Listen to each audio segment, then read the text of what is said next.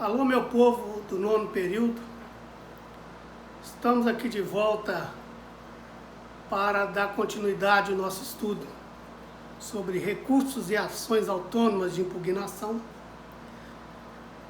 Mas antes disso, eu gostaria de fazer um pequeno comentário. Vocês sabem que estamos numa situação de pandemia, uma situação diferente. Essas aulas são ministradas, gravadas para o aluno, teoricamente era para o aluno, na hora da aula, assistir isso. Acontece, porém, que eu recebi um relatório ontem de alunos que não estão assistindo a minha aula. Não é só minha não, de outros professores aí.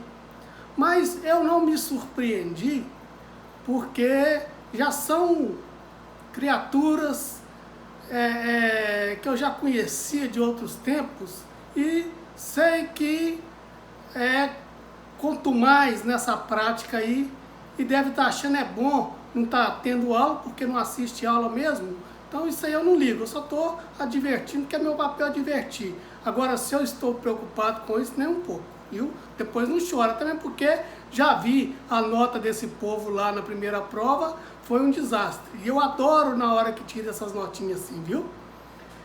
Não é porque está no nono período que já passou, não é porque está em pandemia que nós vamos ter dó, porque eu não tenho dó não, vocês sabem disso, viu? Nisso, a gente dando continuidade a esse trabalho, nós tivemos duas aulas, dois encontros para tratar de teoria geral dos processos, dos recursos. Então falamos de reformar simpédios, indireta, falamos dos pressupostos recursais na aula passada, falamos dos efeitos.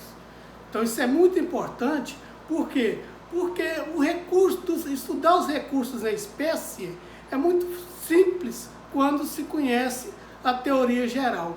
O primeiro recurso em espécie que a gente tem aí chama recurso em sentido estrito.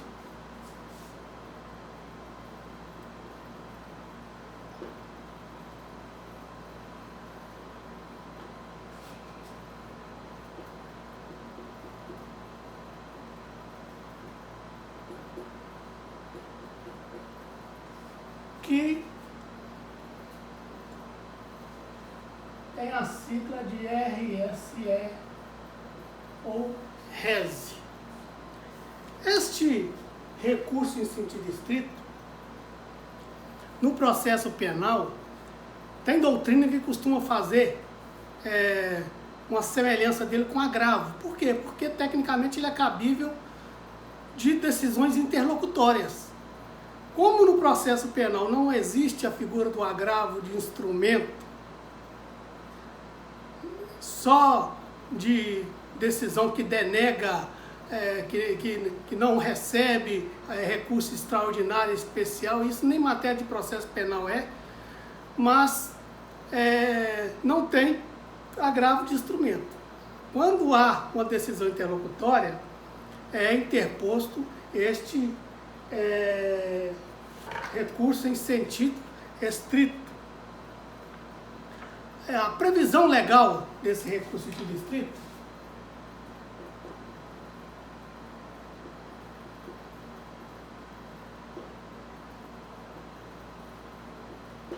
ou o cabimento, né?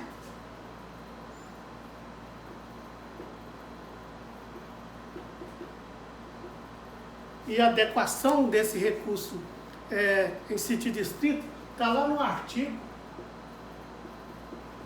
581 do CPP. A doutrina é unânime em dizer que este recurso em sentido estrito, essas hipóteses, não são todas, lá tem 25 hipóteses, incisos, não são hipóteses, porque dá mais de 50 hipóteses, são mais de 50 decisões, mas tem 25 incisos que tratam de recebimento do recurso em sentido estrito.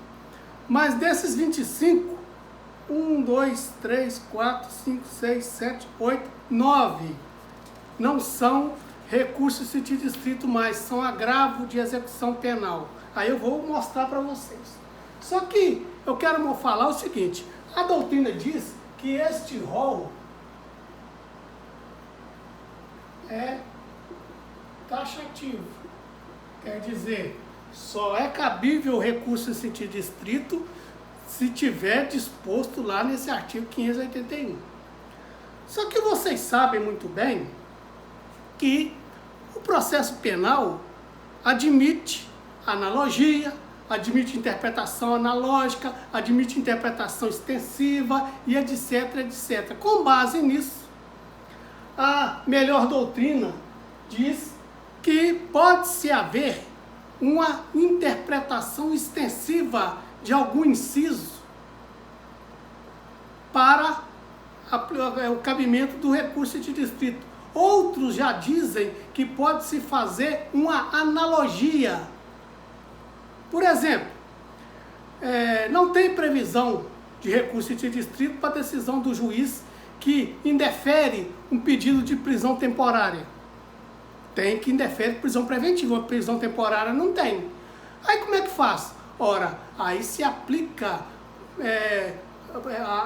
essa interpretação extensiva para caber recurso de distrito da decisão do juiz que nega a prisão temporária. Também não cabe recurso de distrito da decisão do juiz que denega medidas cautelares diversas de prisão. Aí, por esse motivo, também se aplica o recurso de distrito por analogia, e alguns falam interpretação analógica, né? Ou interpretação extensiva. Como estamos falando de processo, não está trazendo prejuízo nenhum para o réu. Nesses casos,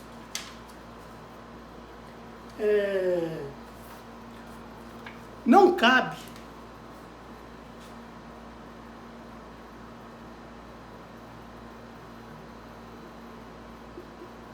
recurso em sentido estrito nos seguintes incisos: no 11, no 12,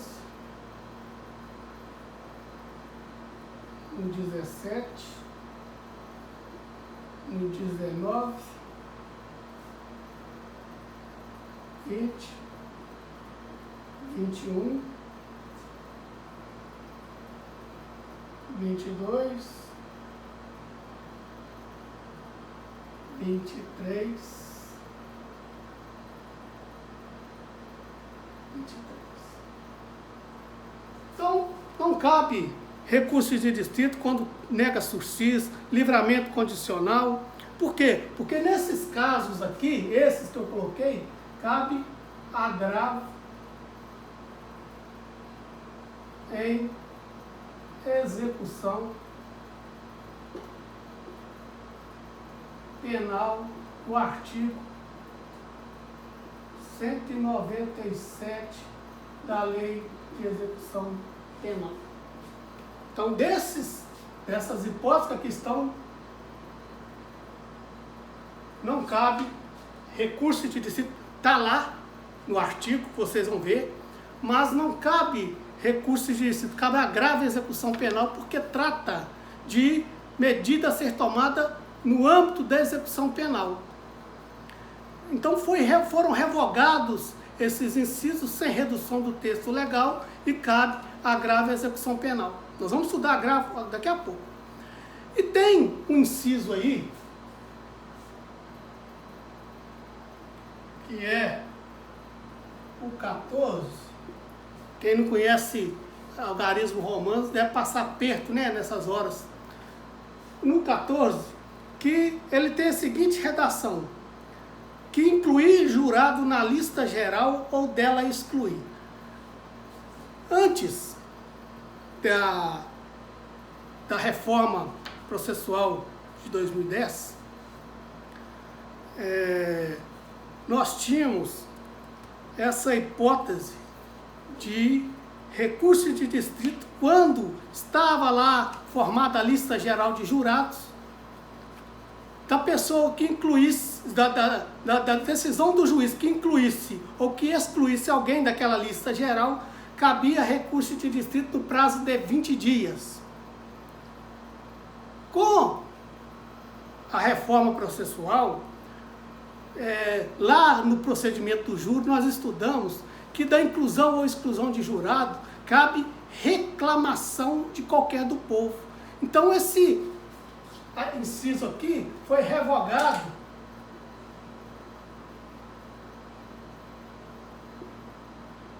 pelo artigo 426, parágrafo 1º. O resto tudo cabe recurso em sentido estrito. Eu vou falar uma por uma, para que vocês tentem gravar isso. Lembrando que a utilização do recurso de distrito, ele é residual. Quando só se impõe recurso de distrito quando não cabe um recurso mais amplo para ele. Por exemplo, tem uma decisão aí que está no 581.8, que fala assim, que julgar quebrada a fiança ou perdidos, que decretar a prescrição ou julgar por outro modo extinta a punibilidade. Se essa decisão é uma decisão interlocutória, mas se ela for tomada no curso de um processo de conhecimento,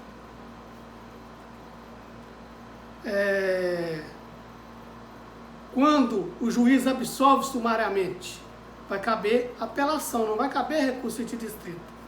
Nesse caso, se ocorrer na sentença, por exemplo, se for num curso não for numa sentença, se o juiz, na sentença, o juiz reconheceu a extinção da punibilidade, vai caber apelação, não vai caber recurso de distrito.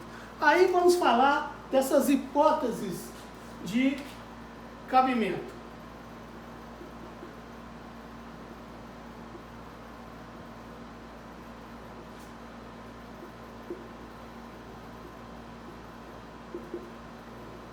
O resto, tudo com exceção daquelas ali, cabe recurso de distrito. Eu vou falar dessas hipóteses de cabimento e vou comentar alguma coisa que eu entender necessário para o aprendizado de vocês. Não vou comentar muita coisa, mas pequenos apontamentos eu farei.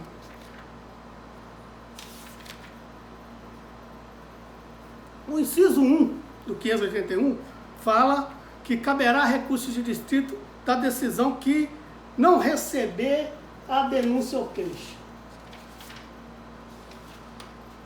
Nós estudamos isso, já ensinei para vocês que o juiz pode rejeitar a denúncia ou queixa pelos motivos óbvios que estão lá no artigo 595, quando ela for manifestamente inepta, falta pressuposto processual, condição da ação, falta justa causa. Então, o juiz pode rejeitar essa denúncia. O inconformado pode manejar o recurso em sentido estrito. Então, vejam vocês que esse recurso é somente para a decisão que rejeita. Se receber, não cabe recurso de distrito, vai caber uma medida, uma ação autônoma de impugnação que chama habeas corpus. A segunda situação é que concluir pela incompetência do juízo. Essa situação de incompetência, em razão da matéria, em razão da pessoa, em razão do lugar, isso é uma decisão interlocutória simples, e o sujeito inconformado com aquela decisão onde concluiu pela incompetência, quer dizer, julgou o procedente e reconheceu que é incompetente, cabe recurso de distrito. Não é que concluiu que rejeitou a incompetência. Então aqui concluiu pela incompetência. Entendeu que ele é incompetente, não é entendeu que ele é competente. Nesse caso aí, o sujeito pode se valer de um mandado de segurança, se valer de um habeas corpus, etc. A terceira quer julgar procedente as exceções, salvo de suspeição. Nós temos exceção de litispendência, nós temos exceção de coisa julgada. De todas essas decisões, julgando procedente essas exceções, caberá esse recurso de distrito. Agora, se a exceção for de suspeição,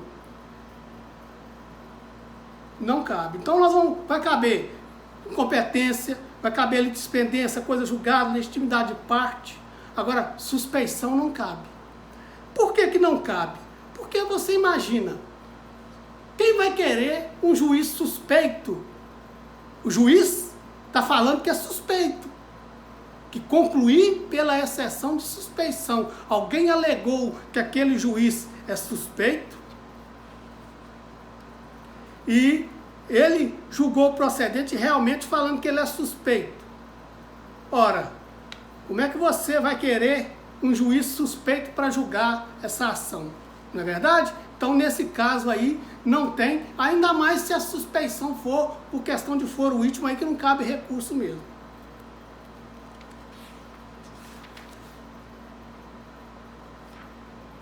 A outra situação que cabe recurso de distrito está no inciso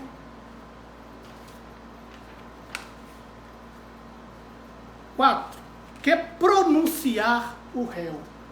Vocês sabem que da decisão de pronúncia cabe recurso em sentido estrito. Nós estudamos isso outro dia, né? Que a pronúncia cabe recurso de distrito. A absolvição sumária e a impronúncia e a absolvição sumária cabe apelação.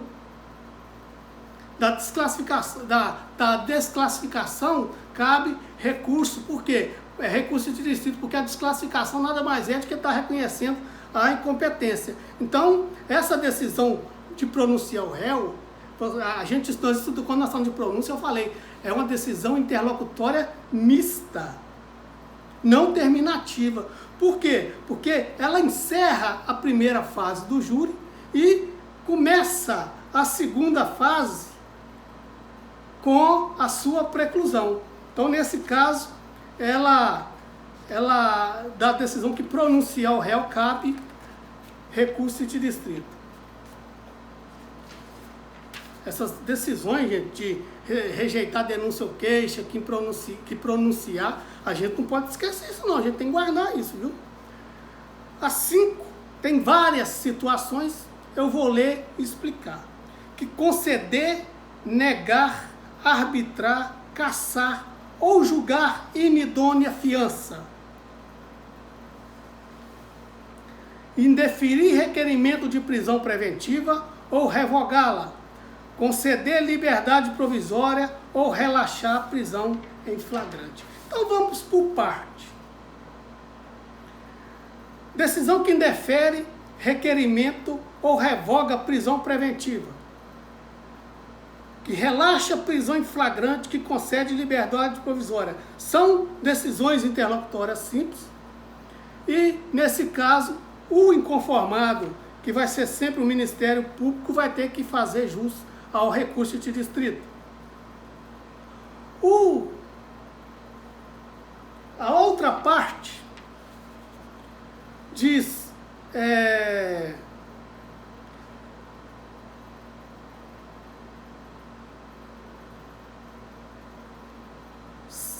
a 6 foi revogada, né? A 6 tratava de absolvição sumária, a absolvição sumária agora é apelação. A outra é a 7, que é julgar quebrada a fiança ou perdido seu valor. Essas decisões interlocutórias, simples também, são cabíveis recursos de distrito. E vocês vão ver que mais para frente aí fala que nesse caso o recurso de distrito vai ter efeito suspensivo, porque via de regra não tem efeito suspensivo não. Porque julga quebrada a fiança ou pedido do valor. Quer dizer, o cara fez uns determinados compromissos, né? De não mudar de residência, de comparecer toda vez que for chamado, comparecer aos atos do processo, o sujeito foi intimado e não comparecer, nesse caso o sujeito vai ter a fiança quebrada ou vai ter a fiança perdida. Dessa decisão cabe recurso de distrito. A oitava fala decisão que julga extinta a punibilidade pela prescrição ou outra causa. É outra situação que eu tinha falado para vocês, aplicação residual, não é? Porque se for no curso do processo, cabe recurso de distrito. Se for na sentença, vai caber apelação. A nona, indeferimento da extinção da punibilidade pela prescrição ou outra causa. Vejam vocês que aqui cabe as duas situações, que julga extinta a punibilidade pela prescrição e a outra que indefere a extinção da punibilidade pela prescrição ou por outra causa. Quer dizer, desde que não seja típica de juízo de execução penal, né, gente? A décima fala da decisão que conceder ou negar habeas corpus.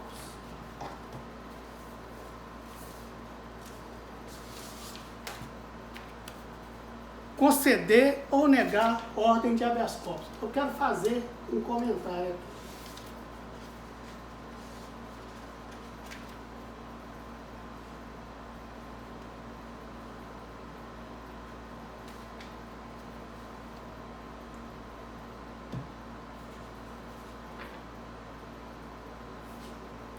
Primeiro vocês têm que ver que está aí.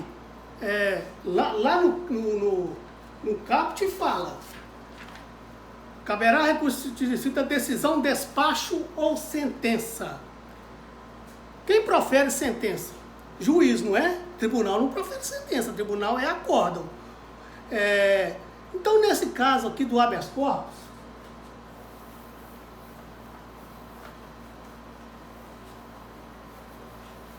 eu chamo a atenção de vocês pelo seguinte.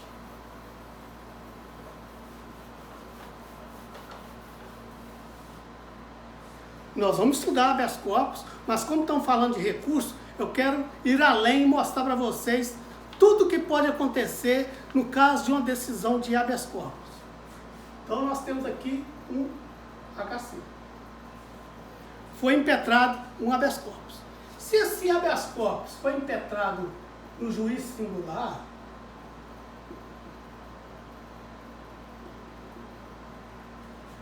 e a decisão do juiz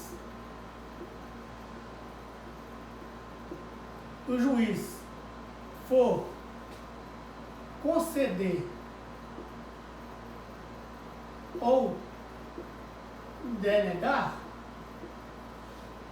juiz singular, a decisão que conceder ou denegar, o recurso recurso em sentido estrito. Tranquilo? Tanto é que vocês sabem que da decisão do juiz que concede habeas corpus, cabe recurso de ofício. Eu falei isso na aula passada. Só que nós temos uma situação aqui. E se esse habeas corpus for interposto no Tribunal de Justiça ou no Tribunal Regional Federal? Aí, aqui tem uma sentença.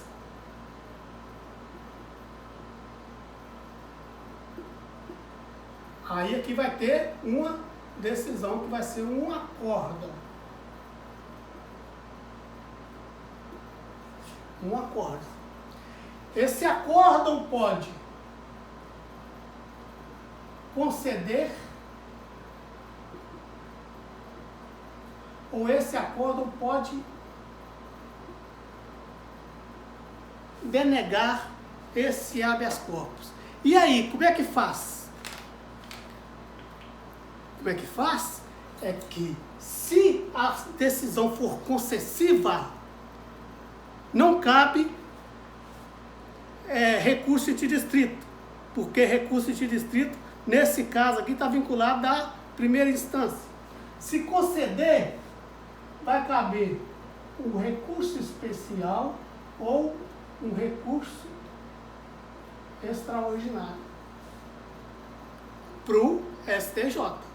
Se a decisão for de denegar, negou o seu pedido de habeas corpus, independente se foi por maioria, se foi por unanimidade, se a decisão for denegatória, o recurso chama recurso ordinário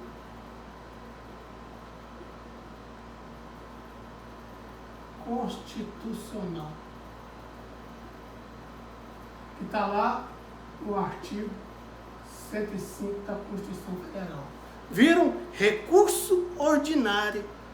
Por isso que eu chamei a atenção de vocês no começo do estudo de recursos e falei, vocês vão ter muita dificuldade, às vezes, com hipótese de cabimento de recurso, e porque o nome vai ser o mesmo e a hipótese de cabimento é diferente. Recurso ordinário vocês estudam no direito do processual do trabalho, da decisão do juiz do trabalho, cabe em primeira instância recurso ordinário no prazo de 8 dias, não é isso?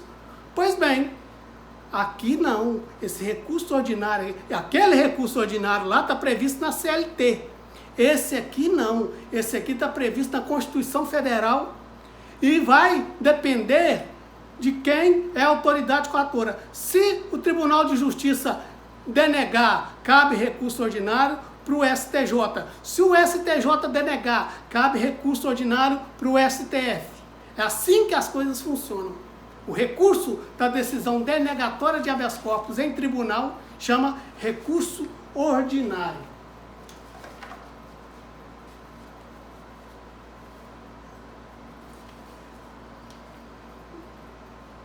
Não esqueça esse negócio de habeas corpus aqui não.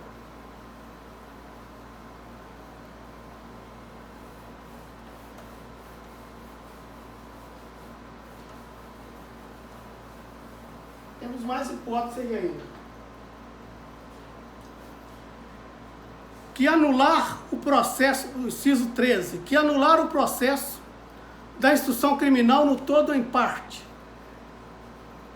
Também cabe recurso em sentido estrito. O juiz reconheceu uma nulidade, o juiz reconheceu uma prova ilícita, o recurso vai ser em sentido estrito. 15. Que denegar apelação ou julgar deserto. Olha, gente, nós vamos estudar mais para frente um recurso que chama carta testemunhável.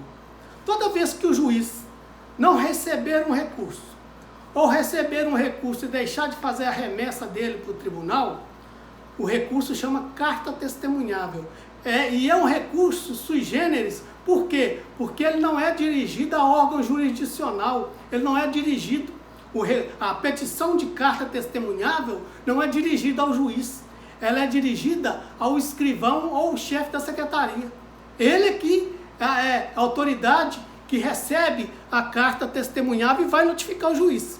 No nosso caso aqui, quando se tratar de apelação, decisão que denegar a apelação ou julgar deserta, quer dizer, o juiz, num juízo de prelibação de admissibilidade, não aceitou aquela apelação, alegando que ela é deserta, alegando que ela é intempestiva, o recurso cabível chama recurso em sentido estrito. A 16 fala assim, que ordenar a suspensão do processo em virtude de questão prejudicial. Questão prejudicial, vocês já estudaram, é aquelas questões que suspendem o curso do processo, é um incidente de falsidade, incidente de insanidade mental, são situações que têm que ser decididas antes do curso do processo. Algumas interrompem o andamento do processo, outras não. Aqui é no caso de suspender. Se tem uma questão prejudicial, o juiz suspendeu o processo, cabe recurso em sentido estrito. 18. Que decidir o incidente de falsidade. Quando, independente de se reconhecer que a prova é verdadeira, que a prova é falsa, dessa decisão cabe recurso em sentido estrito. E por fim, gente, a lei anticrime inseriu aqui o inciso 25. Isso é novo. Foi inserido dia 24 de dezembro do ano passado. Cabe recurso em sentido estrito da decisão que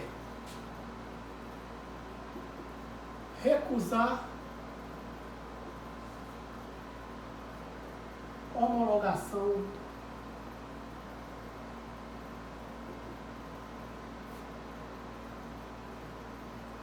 a proposta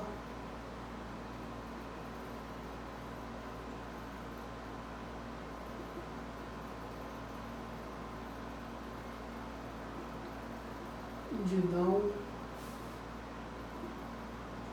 persecução penal previsto no artigo 28A do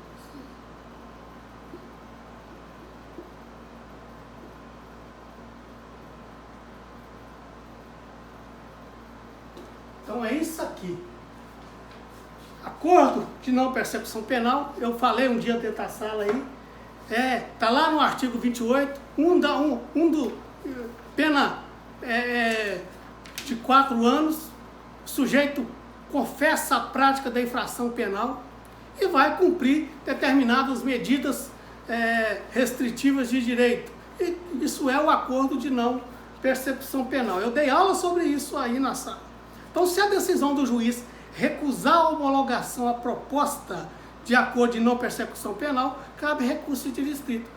Não vai demorar o sujeito chegar, o doutrinador começar a escrever e falar assim, já que cabe nesse caso que recusar a homologação de proposta de não persecução penal, também nós vamos por interpretação extensiva ou por analogia, também vai ser cabível no caso do juiz rejeitar a homologação de colaboração premiada. Tem previsão disso aqui? Não tem não. Colaboração premiada não é prova, a decisão não é interlocutória, mas não está aqui. Então, eventualmente, se o juiz não homologar, ou vai ter que fazer uma correção parcial ou o recurso de distrito. É a famosa possibilidade de aplicação do princípio da fungibilidade. Por quê? Porque não tem certeza de qual será a medida a ser tomada. Então, o sujeito toma uma medida lá, o juiz, se entender que é outra, mas que está no prazo, vai receber como recurso em sentido estrito ou como correção parcial, seja lá o que for. No Código de Trânsito Brasileiro também cabe recurso em sentido estrito, da decisão que suspende cautelarmente o direito de dirigir no curso de inquérito, no curso do processo. E no caso de contravenções do jogo do bicho fora do hipódromo, também cabe recurso em sentido estrito. Tem uma lei especial, um decreto-lei 201, que trata de responsabilidade de prefeito e vereadores. Lá também tem previsão de recurso em sentido estrito, quase nessas situações que a gente falou aí. Quando denega pedido de prisão preventiva do juiz, nesses casos, cabe recurso em sentido estrito também.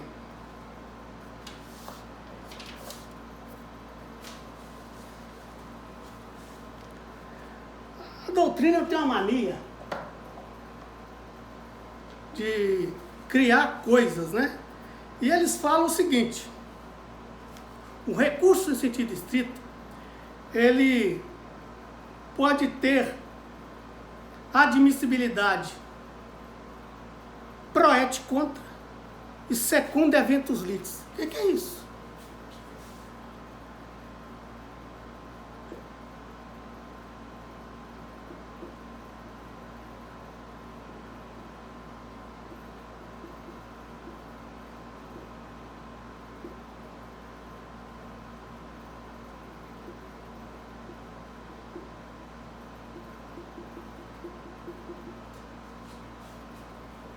Pro et contra quer dizer que o recurso serve tanto para a decisão que conceder quanto para a decisão que negar. Ele é cabível em ambas as decisões. É aquela, no caso, de conceder ou negar mandar habeas corpus.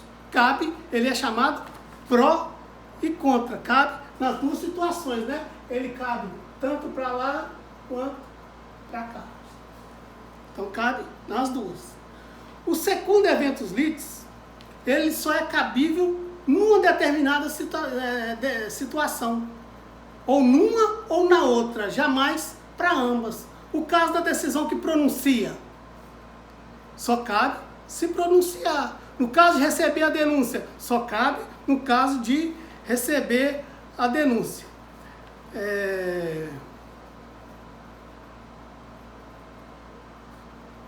Agora vamos falar do prazo.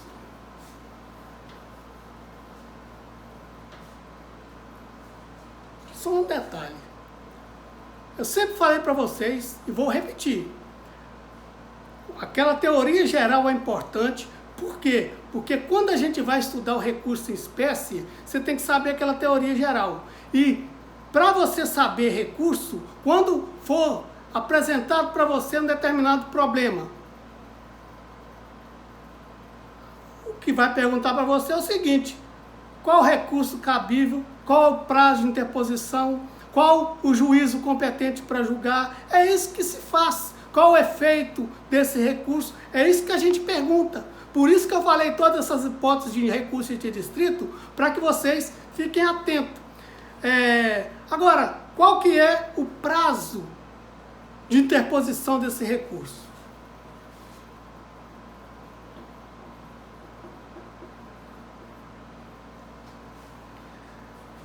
Lembrando vocês que o recurso interdistrito é um recurso de interposição dupla. Primeiro você interpõe o recurso, depois, se ele for recebido, que você apresenta as razões do recurso. Não é tudo junto, igual você faz no processo civil, não. Então você faz a primeira petição, não se conformando com a decisão que lhe pronunciou, vem interpor recurso interdistrito de acordo com 581.4 do CPP, requerendo o seu recebimento e após a intimação apresentar as razões. Só que tem prazos separados. Então, o prazo de interposição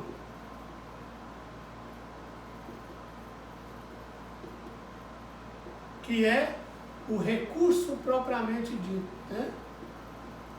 O prazo dele é de 5 dias.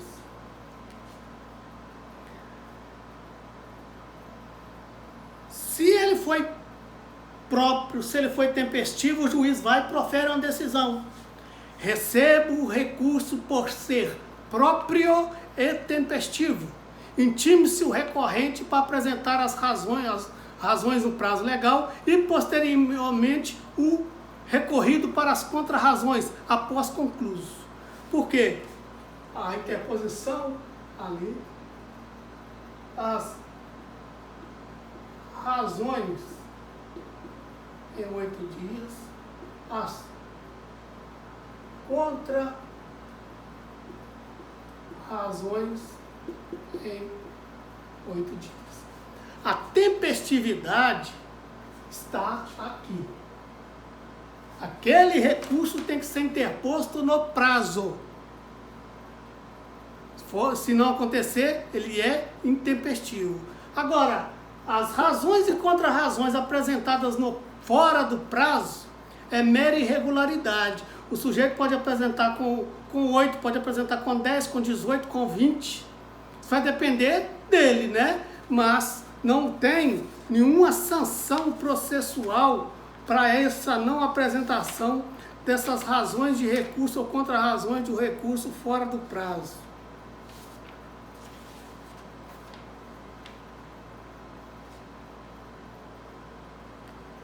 Aquele recurso que era de 20 dias, ele não existe mais, né? Já falei aqui. Efeito.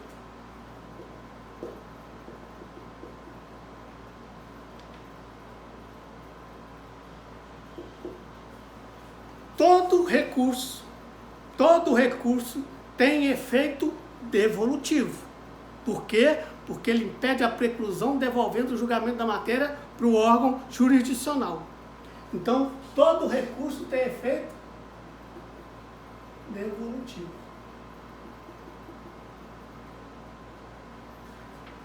Alguns recursos têm efeito suspensivo. O recurso interdistrito tem efeito suspensivo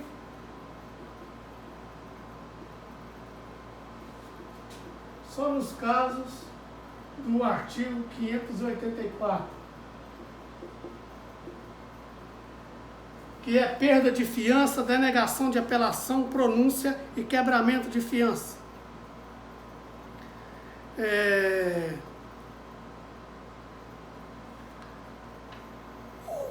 Recurso em sentido estrito pode, em algumas situações, ter o efeito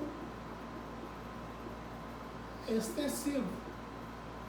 Quer dizer, uma ação onde nós temos vários réus, apenas um recorre e tem uma decisão favorável de cunho objetivo naquele acórdão, e ele vai se estender, ele vai comunicar ao corréu que não recorreu. Já falamos disso. Só que o recurso em sentido estrito, ele tem um efeito que chama iterativo ou regressivo.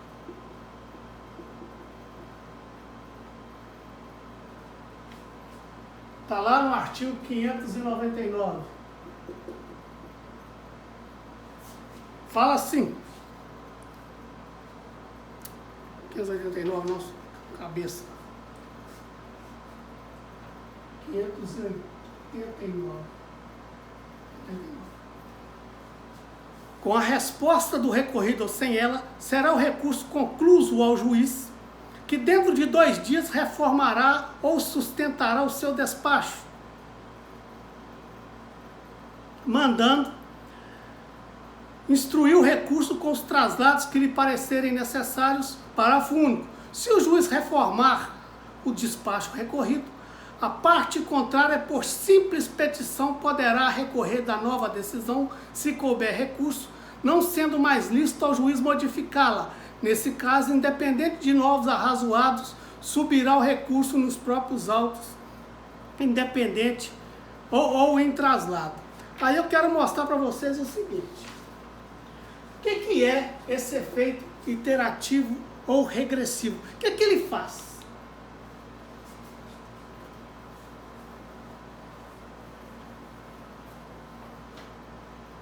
Vamos imaginar uma situação seguinte. O juiz profere uma decisão de pronúncia. Você, no prazo de 5 dias, tem que vir aqui apresentar o recurso em sentido estrito. O juiz vem, recebe esse recurso e manda você apresentar as razões em 8 dias, depois as contra-razões em 8 dias, isso vai concluso para o juiz. Aqui entra o efeito iterativo ou regressivo. É a possibilidade do juiz retratar na decisão. Eu falei isso com vocês na outra aula. Ele retratar. Então, o juiz aqui pode manter a pronúncia. Se ele mantiver, manda para o Tribunal de Justiça, o Tribunal Regional Federal. Se ele retratar, quer dizer, não, analisando melhor os autos, eu vejo que não é o caso de pronúncia, e dá uma outra decisão que não é pronúncia, isso chama despronúncia, né? Se ele retratar, a parte inconformada por simples petição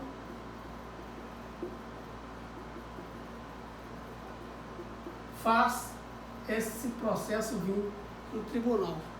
Aí, professor, que negócio de simples petição é esse? Pelo seguinte, já temos a decisão aqui, não tem? Recurso interposto, razões do recurso, o que o cara quer com o recurso, contra-razões. Então aqui, só para vocês verem, ó,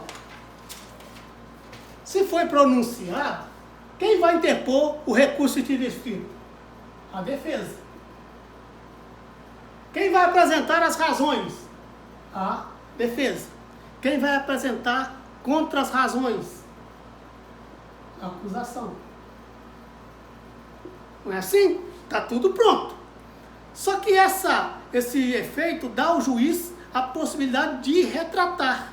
Aí ele vem aqui e mantém as decisões pelos próprios fundamentos, remete os autos ao tribunal. Vai para o tribunal que vai julgar isso lá. Agora, ele pode retratar.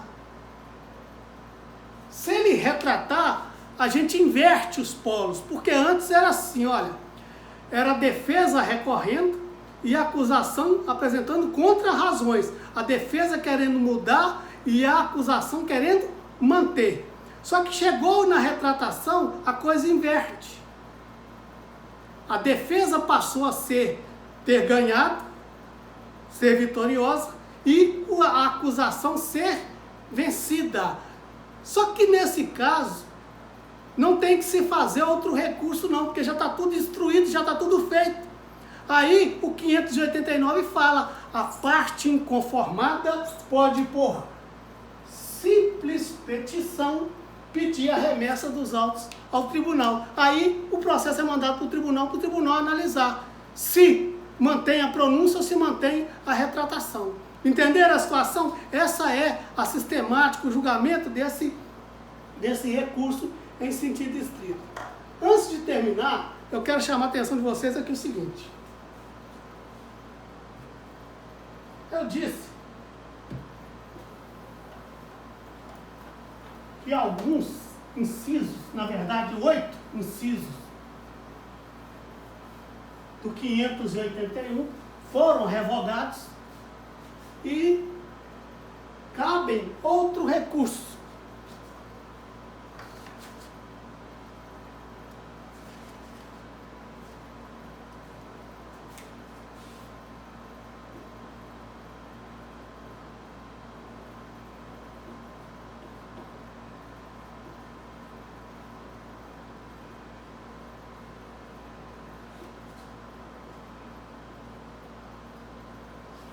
Agravo em execução penal.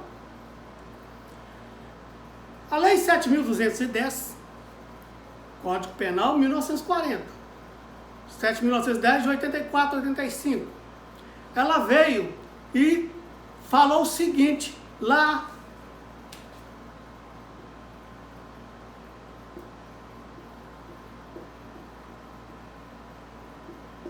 no artigo 197 da Lei de Execução Penal, e diz o seguinte: das decisões do juiz da execução caberá agravo no prazo de 5 dias. Só isso. Não tem mais nada, prazo de contra-razão, não tem mais nada. Aí com isso,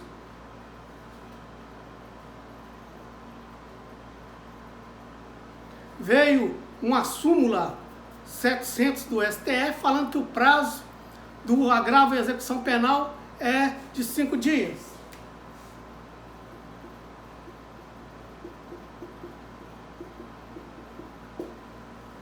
Então, olha só, de toda decisão do juiz, guardem isso, de toda decisão do juiz da execução só cabe agravo. Agravo em execução penal. Aí, olha aqui, recurso, 5 dias, razões e contra-razões, 8 dias. Todo o procedimento dele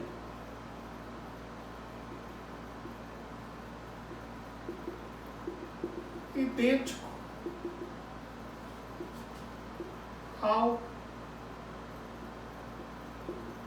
recurso em sentido estrito. Tudo do recurso de distrito se aplica aqui. A única coisa que diferencia é que, quando a decisão for proferida pelo juiz da execução penal, o único recurso cabível previsto em lei chama agravo em execução penal ou simplesmente agravo. Só que esse agravo está no prazo de 5 dias. Não é prazo de 15 dias igual do processo civil não, senão vocês me arrebentam. Prazo de 5 dias. Isso já caiu em prova para tudo enquanto é lado. Qual que é a decisão? Basta você saber. O sujeito pediu uma progressão de regime, o juiz indeferiu. Qual recurso cabível? Ora, progressão de regime é execução penal, cabe agravo em 5 dias. O sujeito pediu a remissão, foi negado. O sujeito pediu o indulto, foi concedido. Qual recurso? Isso cabe agravo em execução penal no prazo de 5 dias. As razões no prazo de 8, igual o recurso de distrito. As contrarrazões no prazo de 8. E tem também o efeito regressivo ou iterativo. Quer dizer, o juiz da execução penal, ao receber o seu recurso, pode retratar naquela decisão. Então vocês viram, gente, a questão de recurso em espécie depende basicamente porque está previsto na lei. Aí tem uma determinada decisão. Qual a medida você vai tomar? Prova é assim. Te dá um caso e pergunta para você. Você na condição de advogado, na condição de juiz, você na condição de promotor, ou você, qual a solução jurídica, qual a medida a ser tomada nesse caso aí? É isso que a gente pergunta.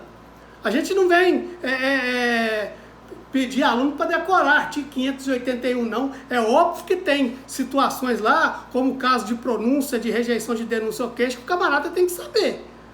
Portanto, nesses casos, o aluno tem que ficar atento para essas histórias. Por quê? Porque a gente dá o fato e você dá o direito. Te dá o caso para você falar. Aí cabe recurso de distrito, no prazo de 5 dias, é feito assim, assim, assado. Ou se você for interpor a petição, né? Isso aí é problema do professor de prática forense, não é problema meu.